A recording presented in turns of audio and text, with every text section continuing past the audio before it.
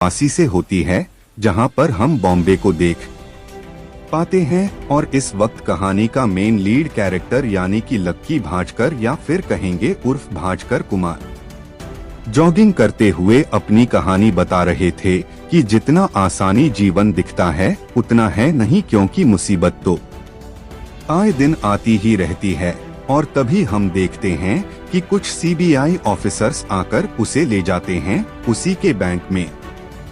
याम थी वह आता है, जॉब करता है, ईमानदारी से सारा काम निभाता है। इनफैक्ट जितने भी बैंक के सारे मेन में काम होते हैं, जैसे कि बड़े नोटों को लाना, अकाउंट मैनेज करना, लोगों को पैसे देना और फिर सारा हिसाब किताब करके सारे लेजर्स वगैरह कंप्लीट कर देना, ताकि अकाउंट बिल्कुल एक्यूरेट मेंटेन हो सके। कहने को तो यहाँ पर असिस्टेंट जीएम और जीएम इन दोनों के ही कंधों पर बैंक की जिम्मेदारी थी, मगर फिर भी सारा काम भास्कर मार ही किया करता था। अब यहाँ पर उसका एक फ्रेंड भी दिखाया जाता है, प्रहलाद, जो कि 10th क्लास तक तो उसके साथ में ही था, मगर फेल हो जाने की वजह से अब इसी बैंक में प्यून की नौकरी किया करता है। अब यहाँ पर उनके बाद पैसे तो हुआ नहीं करते थे, इसलिए साइड बिजनेस के लिए भास्कर लोगों की मदद कर दिया करता था। इसी वक्त यहाँ पर एंथनी नाम का एक शख्स आता है,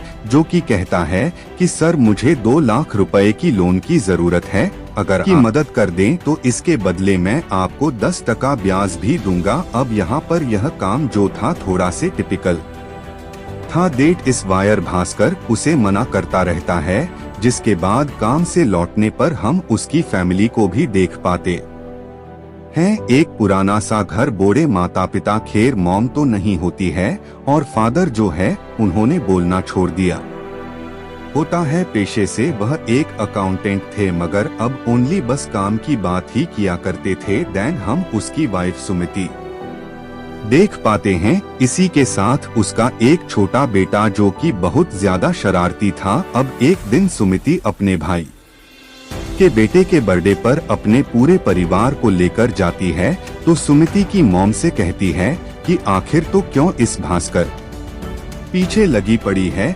वैसे भी गरीब इंसान है, तेरी कहीं दूसरी शादी करवा देंगे तो अभी भी इतनी बूढ़ी नहीं हुई है। जिस पर सुमिति कहती है कि माँ, आखिर आप ऐसा सोच भी कैसे सकते हैं। इनफैक्ट उसके भाई की बीवी तो इतनी बारे में गंदी थी कि छोटा बच्चा जो हाथ में केक का पीस लेकर के खा रहा था उसे भी गिना देती है। डेट इस बार सुमिति को बहुत ज्यादा गुस्सा आ जाता है और वह बच्चों को लेकर निकल जाती है बिना कुछ खाई। पर यह लो है, क्योंकि उसे अपने काम पर विश्वास था और उसे लग रहा था कि एक ना एक दिन जब प्रमोशन की बातचीत आएगी तो उसका नाम सबसे आगे होगा। वहीं अगले दिन एंथनी फिर से उसके पास आता है कि सर देखिए, मुझे 2 लाख रुपए की कौन-सी ब्रांड की टीवी थी, मुझे कमेंट सेक्शन में जरूर बताइएगा। वेल भाजकर उसकी मदद तो करना चाहता था,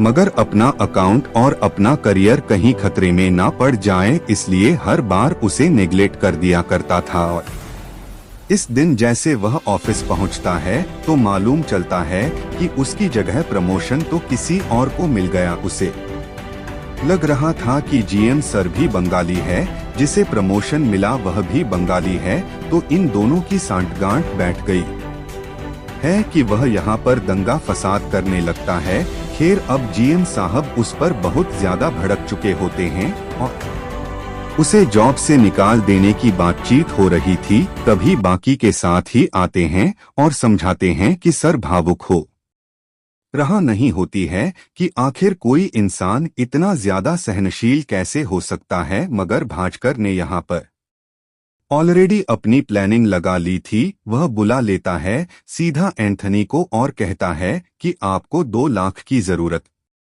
ना, यह रहे 2 लाख, मगर इसके बदले मुझे जाता है, जहां पर वह हर बार बैंक के ही नोटों से घपला करके एंथनी को ट्रांसपोर्ट पर कस्टम का माल छोड़वाने में हेल्प करता रहता है। ऐसा करते करते काफी दिन बीत जाते हैं और धीरे धीरे मुनाफा बढ़ता जाता है। इसी मुनाफा के साथ में एक दिन वह जोरदार पार्टी रखता है अपने बच्चे के बर्थडे की। इस पार्टी में उसके ऑफिस कलीग्स, गली मोहल्ले के दोस्त और वाइफ की भी और भी काफी सारी रिलेटिव्स आई थी। वेल पार्टी दो बड़ी जोरदार थी, मगर इसी बीच एंथनी उसे एक और लास्ट फाइनल एक बड़े शिपमेंट के बारे में बताता है जिसके अंदर 3 इम्पोर्टेंट कार्स आने वाली थी फ्रॉम दुबई। अब यहाँ पर उसे 10 लाख रुपए की जरूरत थी और 10 लाख इस टाइम पर बहुत बड़ी रकम हुआ करती थी।